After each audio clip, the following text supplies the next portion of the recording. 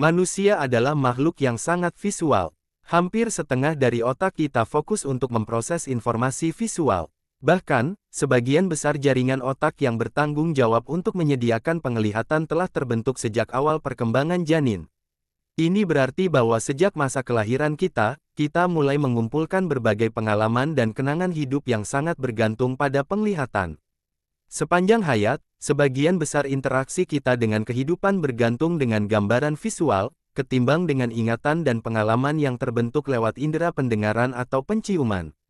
Jadi, bagi kita yang memiliki penglihatan yang normal, mimpi kita saat tidur dipenuhi gambaran visual yang kita alami langsung saat mata kita terbuka. Orang dengan keterbatasan penglihatan atau tunanetra memiliki sejumlah kebiasaan yang beda dengan manusia normal, di antaranya perbedaan imajinasi saat tidur. Jika orang yang punya penglihatan normal, mimpi atau bunga tidur bisa jadi bentuk refleksi imajinasi di keseharian, karena direkam lewat pikiran saat melihat atau merasa sesuatu. Di saat sedang bermimpi, sebagian orang cenderung melihat tempat, orang, waktu, atau hal-hal yang tampak nyata. Lalu bagaimana dengan orang tunanetra? Apa yang dialaminya ketika ia bermimpi?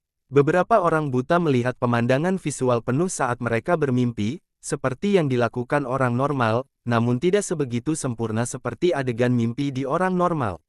Sementara yang lain memiliki komponen visual untuk mimpi mereka sama sekali, meskipun beberapa peneliti masih membahas sejauh mana kebenaran hal itu. Aspek visual dari mimpi orang buta terbilang bervariasi, tergantung pada saat perkembangan mereka menjadi buta. Beberapa penyandang tunanetra punya mimpi yang mirip dengan mimpi orang normal dalam hal konten visual dan pengalaman sensorik. Beda halnya dengan orang dengan buta bawaan sejak saat lahir. Para peneliti cenderung tidak setuju ketika membahas tentang mimpi dari orang yang buta sejak lahir. Namun, orang dengan kelainan buta bawaan sejak lahir, disebut tidak mengalami konten visual saat bermimpi. Hal itu lantaran gerakan mata mereka tidak berkolerasi dengan konten mimpi visual, atau hanya dalam tahapan REM, atau Rapid Eye Movement. Dikutip dari The Conversation, REM merupakan gerakan mata selama fase tidur, yang dihitung dalam gerakan mata tercepat. Gerakan mata yang dilakukan selama REM mungkin berkorelasi dengan mimpi visual pada orang yang dapat melihat, tetapi tampaknya tidak pada orang buta, terlepas dari kapan mereka menjadi buta. Di samping itu pakar lain mencatat, orang yang dilahirkan buta mengalami mimpi visual. Hal itu lantaran orang buta dapat menggambarkan beberapa konten visual dari mimpi mereka saat mereka bangun. Meskipun orang buta mungkin mengalami beberapa konten mimpi visual, mereka mungkin mengalami lebih sedikit konten dibandingkan dengan orang pada umumnya. Pikiran mereka tampaknya menutupi kekurangan konten visual dengan meningkatkan pengalaman sensorik lainnya. Seperti misalnya saat individu buta sejak lahir mengalami banyak elemen suara, sentuhan, rasa dan bau dalam mimpi mereka, daripada pengalaman visual. Menariknya, sebagaimana kita bisa prediksikan, mimpi orang yang mengalami kebutaan di tengah perjalanan hidupnya menjadi kurang visual seiring hidupnya berjalan tanpa penglihatan dan beralih mengumpulkan lebih banyak pengalaman tanpa indera penglihatan.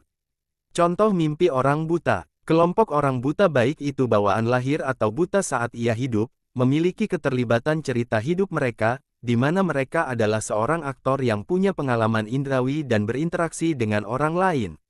Meskipun isi mimpi visual orang tunanetra berkurang, kemampuan indera lain ditingkatkan dalam mimpi orang buta.